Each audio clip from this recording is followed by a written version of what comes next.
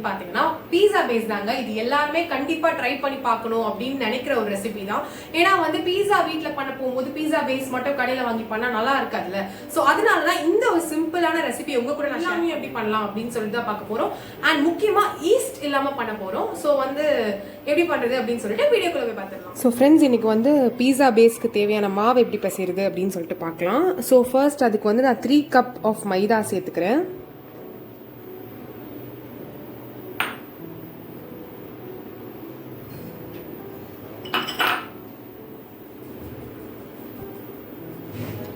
So 3 cup of மைதா சேர்த்துட்டேன். இது வந்து டோட்டலாக வந்து நீங்கள் எத்தனை பீஸா பேஸ் பண்ண போகிறீங்க அதை பொறுத்து தான் நீங்கள் மாவு சேர்த்துக்கணும்.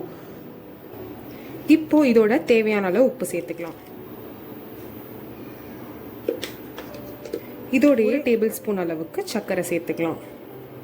இப்போது இதோட 1 டேபிள் ஸ்பூன் அளவுக்கு தயிர் சேர்த்துக்கிறேன். இது லைட்டாக புளிச்ச தயிராக சேர்த்துருக்கேன். அப்படின்னா நம்மளுக்கு இன்னும் பீஸா வந்து நல்லா சாஃப்டாக கிடைக்கும். இப்போது இதோடைய 1 டீஸ்பூன் அளவுக்கு பேக்கிங் சோடா சேர்த்துக்கிறேன்.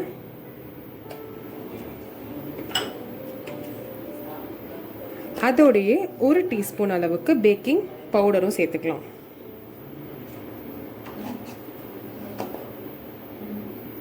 இப்போ இது நல்லா பிசைய ஆரம்பிங்க. இப்படி கொஞ்சம் கலந்து விட்ட பிறகு இதில் கொஞ்சம் கொஞ்சமாக தண்ணி சேர்த்து நல்லா சப்பாத்தி மாவு பதத்துக்கு நம்ம பிசைஞ்சு வச்சுக்கலாம். கொஞ்சம் தண்ணி நிறையா சேர்த்து தான் பிசைவோம். ஏன்னா வந்து இது இழுக்கிற பதத்தில் இருக்கணும். அப்போ தான் கீழே போட்டு நல்லா நம்ம பிசைய முடியும். ஸோ இப்படி நல்லா பிசைஞ்சுக்கிறேன் நான். நல்லா சாஃப்டான சப்பாத்தி மாவு வர வரைக்கும் பிசைஞ்சிட்டே இருப்போம். நம்ம தண்ணி ஊற்றி பாருங்கள். இந்த மாதிரி நல்லா பிசைஞ்சோடனே இந்த மாதிரி நல்லா கொஞ்சம் தண்ணி பதத்தோடு இருக்கும். பாருங்கள், நல்லா பிசு பிசுன்னு ஒட்டும். இந்த மாதிரி பதத்துக்கு பிசைஞ்ச பிறகு லைட்டாக இந்த மேடையில் வந்து எண்ணெய் தேய்ச்சிருவோம். நம்ம பாருங்கள், லைட்டாக இந்த மேடையில் எண்ணெய் அப்ளை பண்ணிவிட்டு இந்த மாவை இதில் வச்சு நல்லா பிசைய போகிறோம். நல்லா இது இழுத்து பிசைங்க. எந்த அளவுக்கு நீங்கள் இழுத்து பிசைறீங்களோ அந்த அளவுக்கு உங்களோட பீஸா பேஸ் வந்து சூப்பராக இருக்கும். பாருங்கள், ஃபஸ்ட்டு நீங்கள் இதை வந்து பண்ண போகும்போது கீழே ஒட்டும். ஆனால் நீங்கள் நல்லா இதை பிசைய வந்து கரெக்டான டோ பதத்துக்கு வந்துடும். இழுத்து நல்லா பிசைங்க. நல்லா ஸ்மூத்தாக வர வரைக்கும் நம்ம வந்து பிசையணும்.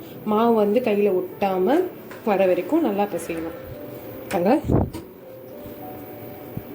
நல்லா இழுத்து பிசைஞ்சுக்கோங்க. கிட்டத்தட்ட ஒரு 10 மினிட்ஸ்க்கு இப்படி பிசைய வேண்டியது இருக்கும். ஏன்னா நம்ம எந்த அளவுக்கு சூப்பராக பிசைகிறோமோ அந்த அளவுக்கு நம்மளுக்கு மாவு பர்ஃபெக்டாக ரெடி ஆகும். இந்த மாவை நீங்கள் பர்ஃபெக்டாக ரெடி பண்ணிட்டீங்க அப்படின்னா பேக் பண்ணுறது அவ்வளோ பெரிய விஷயமாவே இருக்காது. கடையில் வாங்குற மாதிரி ஒரு சாஃப்டான பீஸா பேஸ் உங்களுக்கு கிடச்சிரும். நீங்கள் இந்த பீஸா பேஸை நிறையா ஃப்ளேவர்ஸில் பண்ணலாம். அது உங்களுக்கு நான் ஃபர்தராக இன்னும் வீடியோ ஷேர் பண்ணுறேன். இன்றைக்கி நம்ம ஃபர்ஸ்ட் ஸ்டெப்பாக பேசிக்காக ஒரு பிளெயின் பீஸா பேஸ் எப்படி பண்ணுறது அப்படின்னு சொல்லிட்டு தான் பார்க்க போகிறோம். பாருங்கள், நல்லா பிசைய உங்களுக்கு அந்த ஒட்டுறது வந்து கம்மியாயிட்டே இருக்கு. பாருங்கள், நல்லா மாவு பதத்துக்கு ரெடி ஆகிட்டு இருக்கு. ஸோ இங்கே பாருங்கள், பர்ஃபெக்டாக ஒரு டோ நம்ம பீஸா பேஸ்க்கு ரெடி பண்ணியாச்சு. இப்போது இதை நம்ம வந்து க்ரீஸ் பண்ணிடலாம் ஆயில் வச்சு. பாருங்கள், லைட்டாக ஆயில் வச்சு நான் க்ரீஸ் பண்ணுறேன். க்ரீஸ் பண்ணியாச்சு. இப்போது ஆல்ரெடி நம்ம இந்த டோ பிசைய ஸ்டார்ட் பண்ண கிண்ணத்துலேயும் நான் இந்த மாதிரி லைட்டாக ஆயில் க்ரீஸ் பண்ணியிருக்கேன். இப்போது நம்ம இந்த அழகாக பிசைஞ்ச மாவை உள்ளே வச்சுருவோம். இப்போது இந்த எண்ணெய் க்ரீஸ் பண்ண பிறகு இது மேலே இந்த மாதிரி லைட்டாக ஈரம் பண்ண துணியை மூடி வச்சிடலாம். பாருங்கள், லைட்டாக இப்படி மூடி வச்சிடலாம். ஸோ இது இப்போ 1 ஹவர்லேருந்து 2 ஹவர்ஸ் வரைக்கும் செட் ஆகட்டும். மினிமம் ஆஃப் 1 ஹவர் ஆச்சு அது செட் ஆகணும். இல்லாட்டி உங்களுக்கு நல்லா ரைஸ் ஆகி டோ வந்து நல்லா கரெக்டாக செட் ஆகிருக்காது. ஸோ இது வந்து நம்ம இப்போ 1 ஹவர்லேருந்து 2 ஹவர்ஸ் வரைக்கும் செட் பண்ண வச்சிடலாம். ஸோ 1 ஹவர்லேருந்து 2 ஹவர் செட் ஆன பிறகு என்ன பண்ணுறது அப்படின்னு சொல்லிட்டு நம்ம பார்ப்போம். இப்போ வந்து 2 ஹவர்ஸ் ரெஸ்ட் ஆகிடுச்சு. எப்படி இருக்குன்னு பார்ப்போம். பாருங்க, நல்லா வந்து ஊதி கிடச்சிருக்கு உங்களுக்கு. நம்ம வைக்க போகும்போது எப்படி இருந்துச்சு, இப்போ எப்படி இருக்குன்னு பாருங்க. இதை இப்போ நல்லா பாருங்க, உள்ள நல்லா ஏர் ஃபார்ம் ஆயிருக்கும். பாருங்க, உங்களுக்கு பபிள்ஸாக வரப்போகும்போதே தெரியும். இதில் ஃபுல்லாக ஏர் ஃபார்ம் ஆகிருக்கும். ஸோ இதை நல்லா பிசைஞ்சிடலாம் ஒரு வாட்டி. ரொம்ப ஸ்மூத்தாக வந்திருக்குடோ பாருங்கள், சூப்பராக டபுள் ஆகிருக்கு. ஸோ இதுவே நம்மளுக்கு ஒரு நல்ல சைனாக தெரியும் இன்னைக்கு நல்லா பீஸா பேஸ் வரப்போகுது அப்படின்னு சொல்லிட்டு. பாருங்க, நம்மளுக்கு ஈஸ்ட் போடாமே எவ்வளோ அழகாக ஊதி வந்திருக்கு அப்படின்னு சொல்லிட்டு பாருங்க. ஸோ நல்லா பிசைஞ்சுக்கிறேன் நான் மறுபடியும் ஒரு 2 மினிட்ஸ்க்கு பிசைஞ்சா போதும். இப்போ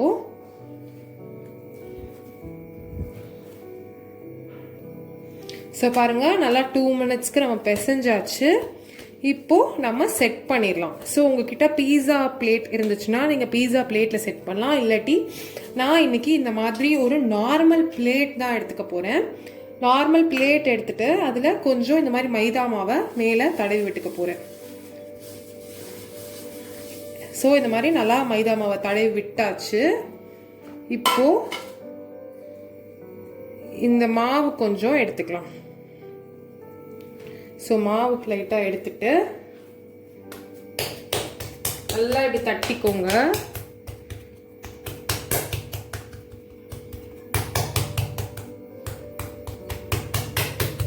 நான் ரொம்பவே சிம்பிளாக எப்படி பண்ணுறது அப்படின்னு தான் இன்னைக்கு காமிக்க போகிறேன் பாருங்கள். ஸோ இப்படி வந்து ஸ்ப்ரெட் பண்ணிட்டோம். இப்போது இந்த பிளேட்டில் வச்சுருவோம் பாருங்கள். வச்சுட்டு அந்த பிளேட்டோட சைஸ்க்கு நம்ம இதை பரத்தி விட்டுக்கலாம். இதை நல்லா பரத்தி விட்டுக்கோங்க பாருங்க.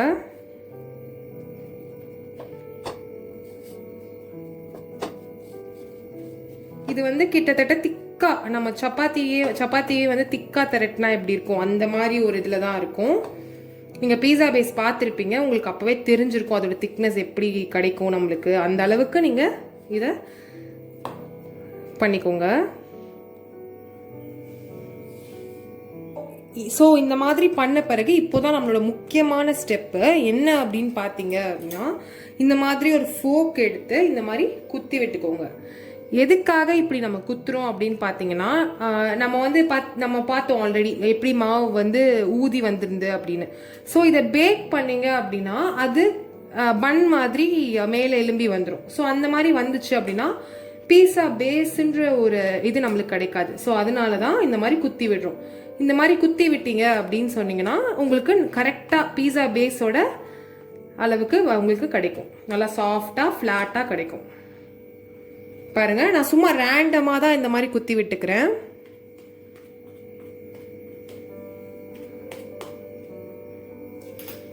பாருங்க, அவ்வளோதான். நம்ம வந்து இனி பேக் பண்ண வேண்டியது மட்டும்தான் பாக்கி. ஸோ இப்போ இதை எப்படி பேக் பண்ணுறது அப்படின்னு பார்க்கலாம். பேக் பண்ணுறதுக்கு பாருங்கள், ஒரு கடாயில் நான் இந்த மாதிரி கல்லுப்பு கொஞ்சம் போட்டு வச்சுருக்கேன். ஸோ கல்லுப்பு போட்டு இந்த மாதிரி ஒரு ஸ்டாண்ட் வைங்க, அந்த பிளேட்டை ஒரு ஸ்டெப் தூக்கி கொடுக்கறதுக்காக. இப்போது நம்ம ஸ்டவ் ஆன் பண்ணிடலாம்.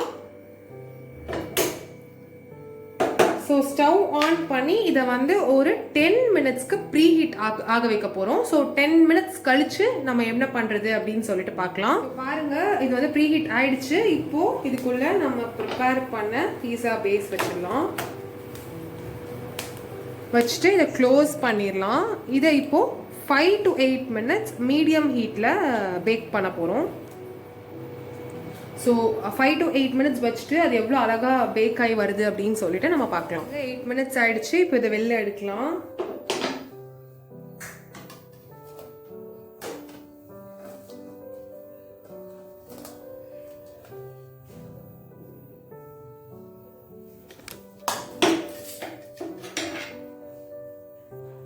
பாருங்க, சூப்பராக குக் ஆயிடுச்சு. நல்லா எந்திரிச்சும் வந்திருக்கு. நல்லா சாஃப்டான பீஸா பேஸ் ரெடி ஆயிடுச்சு. பாருங்க, உங்களுக்கு வீடியோலே தெரியுது. நான் இதை எடுத்து காமிக்கிறேன். ஆக்சுவலி சூடாக இருக்கு, அதான் எடுக்க முடியல. பாருங்க, நல்லா சூடாக இருக்கு, ஆனால் நல்லா வெந்துடுச்சு. சாஃப்டாகவும் இருக்கு பாருங்க. ஸோ இப்படி ஒரு சிம்பிளான பீஸா பேஸை இன்னைக்கு எப்படி நம்ம கடாயில் பண்ணுறது அப்படின்னு சொல்லிட்டு பார்த்தோம். இதுக்கு மாதிரிலாம் வச்சு சூப்பரான ஒரு பீஸா பண்ணுறது அப்படின்னு சொல்லிட்டு நான் ஃபர்தராக ஒரு வீடியோ ஷேர். ஸோ கண்டிப்பாக இதை ட்ரை பண்ணி பாருங்கள். ட்ரை பண்ணி பார்த்துட்டு உங்கள் ஃபீட்பேக்கை கமெண்ட் பாக்ஸில் கீழே கொடுங்க.